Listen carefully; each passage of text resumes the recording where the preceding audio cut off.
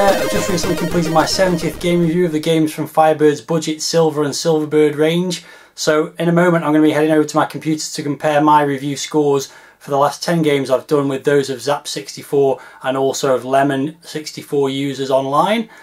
Before that though, I just wanted to mention that after this video I'm going to be taking a break for a couple of weeks from the Silverbird selection. I've got a few other things I want to work on, and also summer's here, so I'm doing a few more things outdoors now that things are opened up again. The pandemic seems to be easing off a little bit. So yeah, I'm going to take a couple of weeks off and then I'll be back. After that though, you'll probably see the frequency of the videos drop off a little bit. So far I've been averaging 5 games a month for the last 14 months. I'd imagine that might drop down to about 3 a month just because there's other things to be getting on with now. But I will keep carrying on with the reviews and obviously put them online as soon as I've done them. So without further ado, let's head over to my computer and take a look at my reviews compared to those of Zap and Lemon.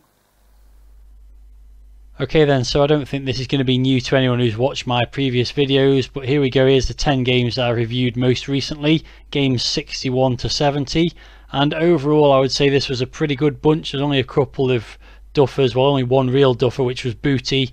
Everything else was playable to some degree, although pretty frustrating in the case of games like Gunstar and The Prince, for example. So let's head to Lemon as we always do and search for the first game that I reviewed from this batch, which was Packrat. I gave this a score of 7.7. Lemon users have given it a score of 6.6. Not many comments here on this one, but let's have a quick scan through them. Cute to see but boring. A good conversion of a very average arcade game, I'd agree with that. Bit of comments there about the arcade version made it across the UK and Europe courtesy of Atari Ireland, but due to the lackluster gameplay, most were either converted to more popular System 2 games, scrapped or returned. Excellent arcade conversion featuring an outstanding soundtrack by Tim Follin. Don't miss this one, 9 out of 10, says Max with 2 X's. I think that's a little bit of overrating it, but it was a pretty playable game and the soundtrack was nicely done.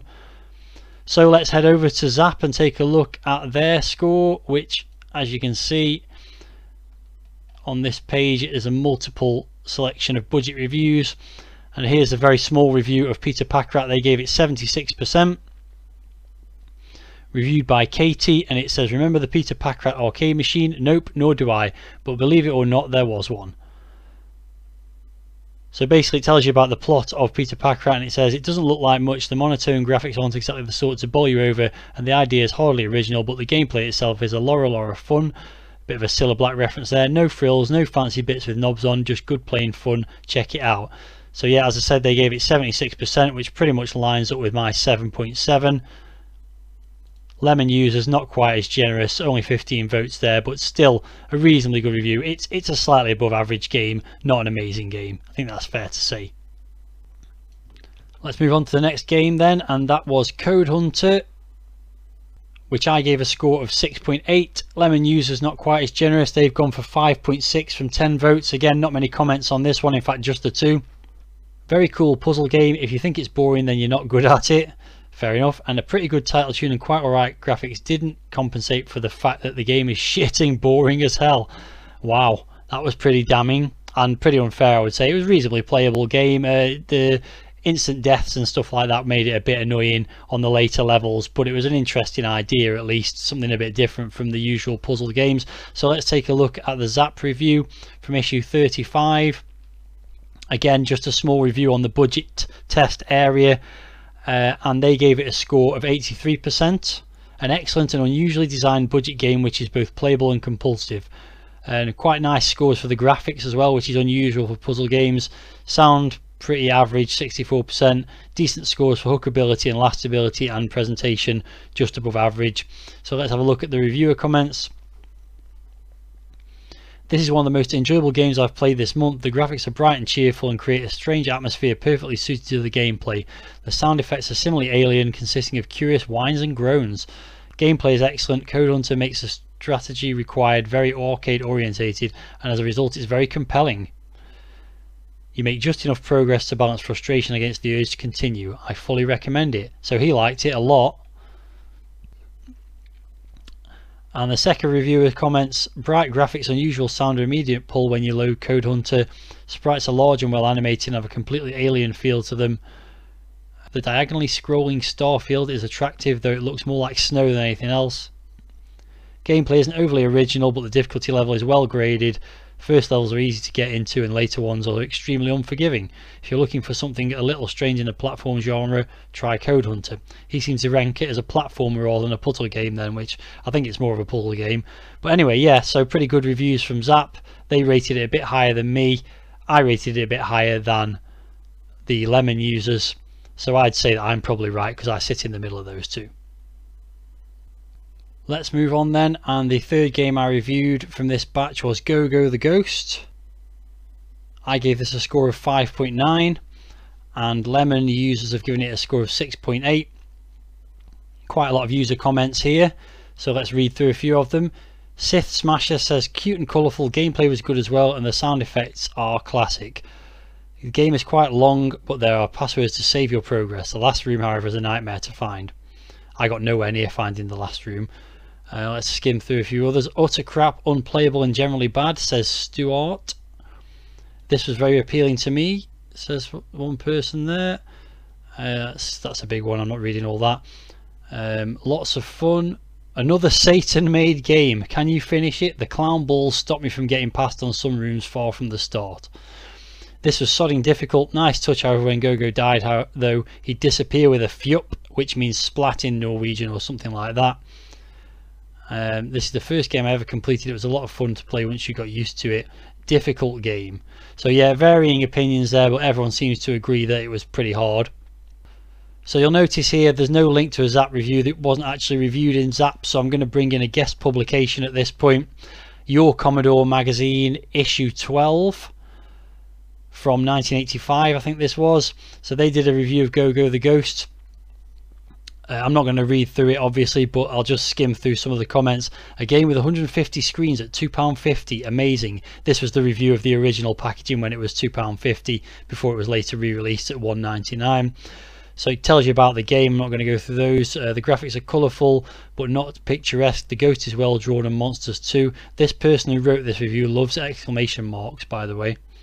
Don't we all when necessary, but I think some of them are probably a bit unnecessary. The instructions tell you one of the passwords, and the front of the cover picture shows another.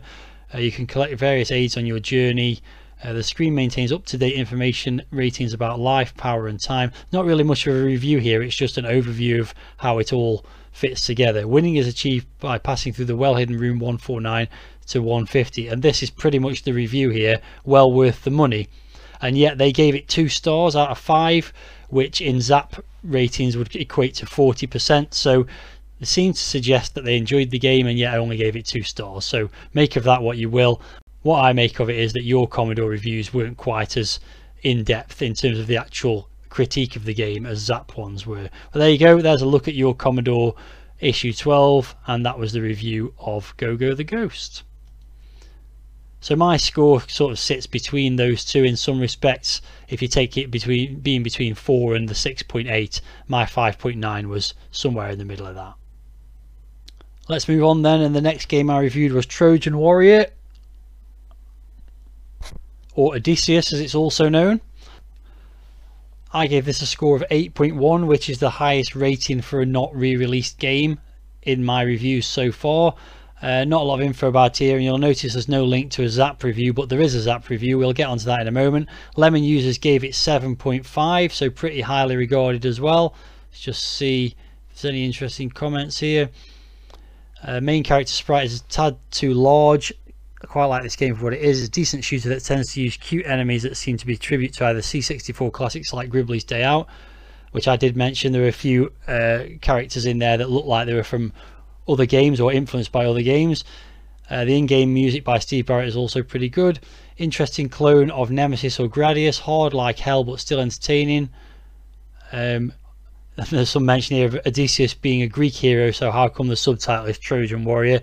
Yeah, I sort of mentioned that I think as well, or maybe some commenters on my video mentioned that, as I recall. I skimmed through that huge review there. There's a mention of the Zap review in October '88, We'll get onto that in a second. Lovely title tune. I'm going to be coming back to this little beaut for a while. Not a bad shoot 'em up. In fact, it's pretty good. But the main sprite mentioned here again is a big target.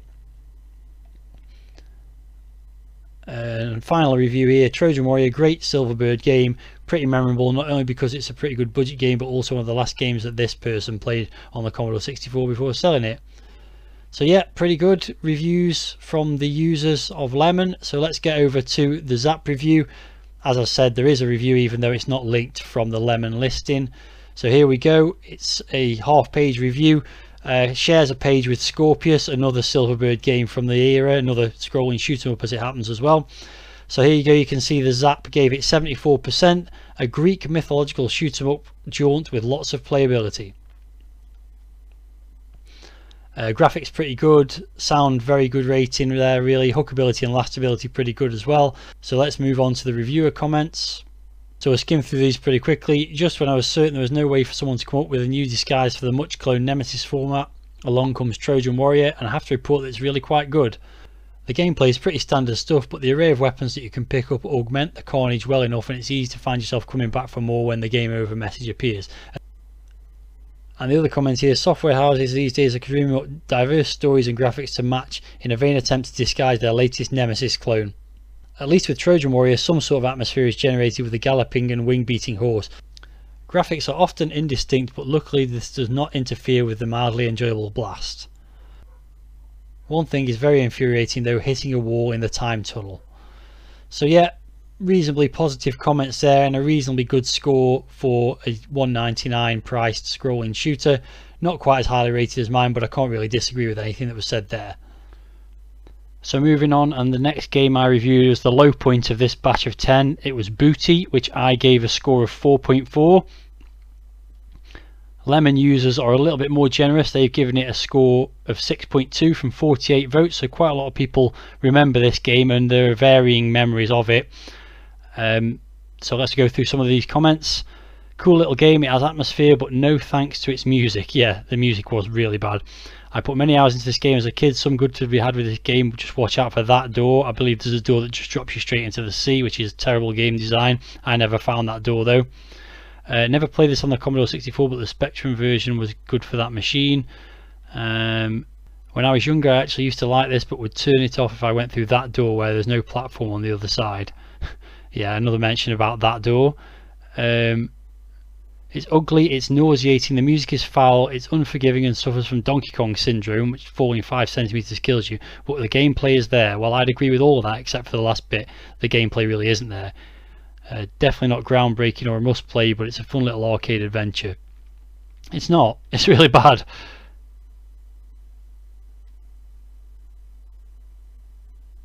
The best bit about this game was the door below sea level, which you could open and flood the ship and die. Overall, good bit of fun and nice music. Nice music. Honestly, I don't know what some of these people were on when they wrote these reviews.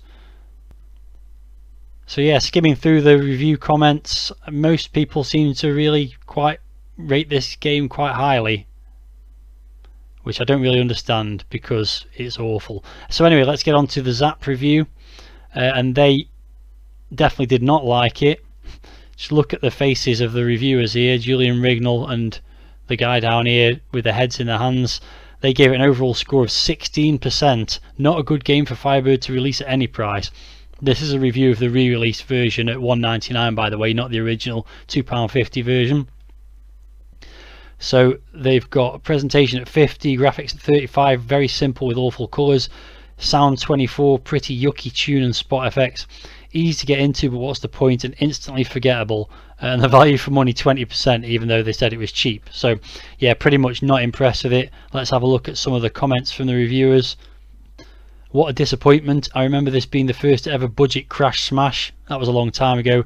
Not much has changed except that it looks so much better on the Spectrum than it does now, nearly 2 years later. I'm sure it played better too, or as time made me see it through rose-tinted spectacles. Well, I believe the Spectrum version is a lot better based on comments on my video. So they released it on the 64 some time back too, but why bother now? Firebird can do better than this. Surely anyone can do better than this. And Julian Rignall says this game is Crudsville. The graphics are boring and dull, the backdrops are boring and dull, the sound is boring and dull, and the scenario is boring and dull too. There's not much to say about it apart from steer well clear of it. So yeah, pretty much not impressed with it across the board there in Zap. And I agree, I did give it a slightly higher rating, but I've got no qualms with any of the comments or review scores that they've done here. So let's move on from Booty to a much more enjoyable game, albeit still quite frustrating. That's Blob. And I gave this a score of 7.7. Lemon users in pretty much agreement, 7.3, so not much difference there. Not much in the way of comments, but the title music in this game is fantastic. I'm sure there are 5 sound channels playing halfway through. I'm not sure that's actually possible, but another one saying they love the music there. And a comment here agreeing with what I said. The idea of this game can be compared with Lemmings, more or less. You have a set of creatures which should be navigated to the end of the level without them getting killed. A very original puzzle game which isn't topped because of the speed of the game, which is a bit too high for my liking. You should almost immediately start building without errors if you want to keep all the blobs alive. Otherwise it's a very nice little game. With the budget $2.99 but nothing more, this game was original at the time and well put together. The best thing was the title music. So yeah, pretty much good comments across the board and mentions of the good sound and it being similar to Lemmings in some respects. So let's move on to the Zap review, and you can see that they gave it a review here, half a page with a very blurry screenshot there of the game in action. It says here, in this oddity from Firebird, 1 or 2 players attempt to keep a group of blob pods constantly moving from left to right along a horizontally scrolling landscape. I didn't know it had a 2-player mode. Maybe that just means alternating 2 players. I certainly don't think you could play 2 players simultaneously. So basically it says, although Blob is great fun to play, it gets very challenging later on. There's little variety in the gameplay. Consequently, some players may become bored rather quickly. If you like reaction games which require plenty of very quick thinking, though, try it out. And they gave it 80%. So not a bad review, not a lot of detail there, but they gave it a pretty good score. And pretty much in agreement with myself and the users of Lemon. Next up then we have The Prince, which was the second game in this batch of 10 created by Marcus Charleville, if you recall. And I gave this a score of 5.4. Unfortunately there's no Zap review for this one, and I couldn't find a review of it in any other magazine from the era either. So the only comparison we can do here is with Lemon users. They gave it a score of 6.6, only 4 comments though. One of my all-time faves, the game included many hidden levels if you had the patience to go into the woods and didn't follow the roads. I hated those plants that grew up the screen and never managed to get past them ever. TWR says, what a piece of crap this is, the graphics are poor and the sound is shit, gameplay well none. Which is a little bit harsh, but can't really argue with it too much in terms of some of those comments. And finally, I love The Prince, it was one of my favourite games but I still haven't figured it out. So not really any comments about how slow it was, but overall it looks like 3 out of 4 thought it was a pretty good game there. And as I say, there's no Zap review, so that's pretty much it for The Prince. Let's move on to the next game, which was Gunstar. I gave this a score of 6.1. Lemon users have gone with 4.5. Not many comments again. Hard as doornails filled with concrete, but not bad either. My absolute favourite game ever. Used to play this for hours. Obviously couldn't find any better shoot 'em ups to play. And the last comment there, this game is an okay shoot 'em up. Which is what I'd say. It's okay, it's not great, it's a bit frustrating, especially they're having to restart from the first level every time. So let's move on to the Zap review, and they weren't particularly complimentary either. They gave it a score of 38%, an archaic concept and a poor game structure. Not Firebird's greatest budget release. Odd mixture of Spectrum-esque sprites and bas-relief graphics. That's fair enough. Adequate tune and effects. I seem to recall the tune was pretty good in it. And yeah, it says here, marred by the need to start from scratch on losing a life. A few comments here. There have been so many high quality budget shoot-em-ups released recently, I suppose it's almost inevitable that a grotty one should appear. What makes this so awful is there are only 5 very limited levels to blast through, and the only thing that makes completing them difficult is the fact you have to go all the way back to the first stage every time the rocket is destroyed. The graphics are uninspiring and reflect the action perfectly. Avoid it. Yeah, I can't really argue with that too much. Can't believe how simple Gunstar is. Surely the programmers could have come up with something a bit more taxing.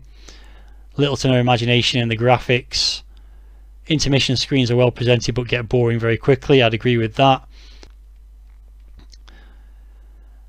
And the final reviewer comment here, Gunstore represents quite a good bit of fun for a while. You can blast and dodge and blast again and generally have a good time. Eventually though, the fact that losing a life sends you back straight to the beginning, no matter how far you get, soon proves very annoying indeed.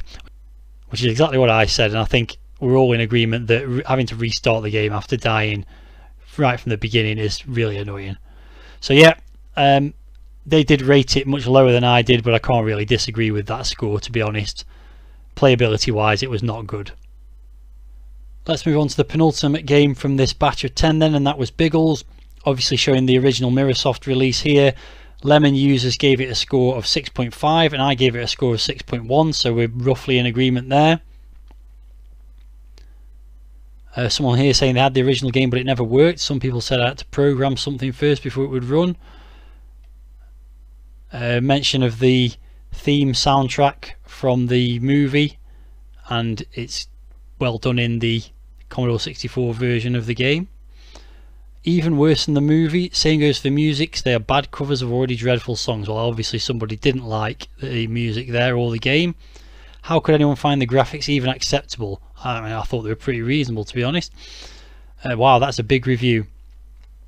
Thought this game was pretty good and ZZap were a little harsh. Good atmosphere is set, particularly by Dalglish's music, while the diverse levels are negotiated. Track 2 on this page is just brilliant. Have a listen. Well, I'm not going to, but there's a recommendation for the music again. So yeah, quite a few comments here. Very nice game with good atmosphere. Gameplay is original, but difficulty level is quite high. Never managed to complete it without the trainer. Graphics do the trick, but aren't especially astonishing. Same goes for the sound. Maybe best of the 3 first levels is the one with 2 guys jumping on the rooftops. I wouldn't agree with that at all.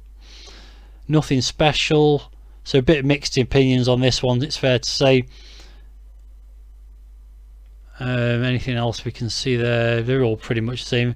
I guess this is an interesting comment. Role model for all action games after 1986. I assume that's a reference to movie related games and the fact that it's multi-stages showing different scenes from the movie, which is obviously a format that was picked up and used a lot by Ocean Software in particular a few years after this game was released. Wow, still loads and loads and loads of comments. I think we've probably seen enough. Overall, I think they're fairly positive. Very hard, very addictive. Let's just leave it there. Can't be bothered to go through all of those. So let's move on to the ZZap review, which was not quite as complimentary. They gave it a score of 48% with a full page review in issue 15. So let's just look at the scores first. Firstly, they gave it an overall 48%, nothing special. Presentation 70%, graphics 41%, chunky, bland and lacking in variety. I think that's a little bit harsh. Sound's got a good score though. Hookability, 4 separate programs were easy enough to get into, but they're generally quite difficult and lacking in variety. And finally, the value for money. Although there are 4 separate games in this package, none of them are that good, which I vaguely agree with. I think 2 of the games were pretty good, but the fact you had to switch between them with the other games was a bit annoying. So a few comments here. The film looks great. Unfortunately, the game isn't. In fact, it's awful. The time warp game is horrible and frustrating to play, especially the jumping from roof to roof bit. Well, I agree with that. I don't think the other 2 modes, as I've just said, were particularly bad, but yeah, that bit was really annoying. Goes on to say the graphics are uninspiring and the sound, although not one of Wii Music's best, I assume that's a pseudonym for Ben Dalglish, is about the best part of the program. I'd prefer to be a hero elsewhere. There's not a lot I like about Biggles. The music isn't too hot. The graphics are small, poorly defined and chunky, and the game is repetitive and boring. All in all, Biggles doesn't merit the $9.95 price tag. Or perhaps it would have got a slightly higher rating as a budget game, but obviously they were releasing the full price original. Oh dear, another film tie-in, another hero that looks like a blob, another game that takes something decent and turns it into something less than decent. Somewhere along the line the game itself has been lost. Average is being merciful. I wouldn't buy it, and if Biggles is on your shopping list, I'd recommend that you look at it first. So yeah, pretty average review there from ZZap, and I can't argue with it too much. I think maybe it's a little bit underrated in some respects, but it wasn't an amazing game by any means. So that brings us to the final game from this batch of reviews, and that was Cauldron II, The Pumpkin Strikes Back. I gave this a score of 6.4, and Lemon users have given it a score of 7.6. Let's just go through a couple of comments, but I think you know where this is going to go. This game is hard. You have the feeling of having almost no control on the bouncing pumpkin. Still a great game. Managed to complete it with endless lives cheat. I looked at this wearing rose tinted glasses. It looks and sounds great, but the jumping is one of the most annoying things in existence. This game is hard, period. One of the toughest games I finished. A decent game, but very hard to control deliberately. The witches laughing each time you died never got old. So yeah, lots of comments. Looks fantastic, sounds fantastic, but frankly plays like a brick. The idea to control a pumpkin against an evil witch is brilliant. Graphics and tongue-in-cheek spooky atmosphere make it great. Still appreciated by Commodore users around the world, and if it's too hard, turn on the trainer, it won't spoil the game. One word, hard. So yeah, basically everyone thought it was hard, but still seems to recognise it as a pretty good game otherwise. Lots and lots of comments there, which I'm not going to go through. Just one last one though. Very nice game, spooky, creepy and very original idea, but just as Cauldron 1, too hard. So you get the idea. People liked the presentation and the graphics and the sound, but it was rock hard, just as I thought. So let's move on to the ZZap review. And this is the review of the full price game from issue 14 in '86. Interestingly, it only cost $8.99, not $9.99. So let's go to the scores. It's a 2-page review. They've given it a sizzler and they've given it 94%, which is really too high based on how difficult it is. So all the scores are great. Nice control method. Really? A nice control method? Wonderful representation of the castle with lots of well drawn and animated nasties to be seen. Short but neat tune on the title screen and superlative sound effects. Well, they were pretty good, but they weren't superlative. Highly addictive from the first boing. Difficult but enthralling game which requires lots of perseverance to complete. And £1 cheaper than most games, which they've noted, and it's ever so good. Should appear very high in every arcade adventurer's must-have list. So they were really impressed with it. Palace Software's latest is immediately playable, and it's mainly due to the really neat control method of the pumpkin. I mean, really, they thought that was a good thing. Great fun, although it's a little awkward at first. A large amount of fine control is possible after a bit of practice. I would say a lot of practice. Goes on to say graphically everything is tickety-boo and very pretty in places. Music of a pleasant quality. Cauldron 2 is worth a look next time you're down at the computer shop wondering what to buy. I'm sure you'll be impressed. Another good comment there, I imagine. Let's look at the one on the left here as well, just to finish things off. There's certainly a glut of excellent arcade adventures this month, so it's a case of making your mind up about which one to buy. This is very good indeed, with a highly novel control method as you boing around the witch's castle. While they're really impressed by the control method, which is undoubtedly the most annoying thing about the game. The whole experience is very enjoyable, though frustrating. The graphics are brilliant with lots of nasty characters trolling around the place, and the sound effects are also great. So yeah, positive reviews all around, but this game was actually re-reviewed when the budget release came out.